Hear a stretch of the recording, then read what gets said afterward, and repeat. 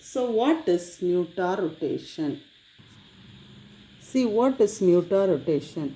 When a pure form of any one of this alpha D glucose or beta D glucose is dissolved in water. What happens? A slow interconversion of alpha D glucose and beta D glucose opened by a chain form occurs.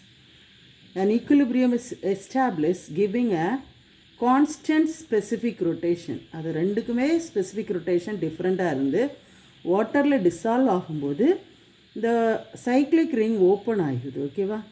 Open ஆகி அதோட specific rotation எவ்வளோ ஆகுது? Plus 53 டிகிரியாக ஆகிடுது. இந்த this phenomenon is called is what? மியூட்டா rotation.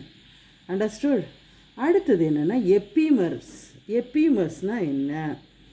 Sugars differing in configuration at an asymmetric center is called as what?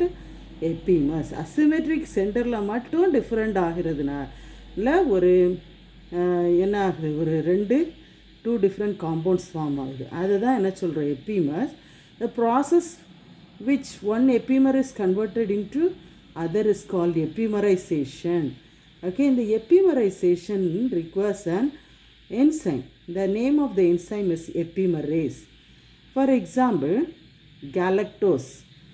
Okay, galactose is converted into glucose. நம்ம உடம்புல galactose என்ன ஆகுது? குளுக்கோஸாக கன்வெர்ட் ஆகுது. பாருங்கள், குளுக்கோஸ், திஸ் இஸ் குளுக்கோஸ்.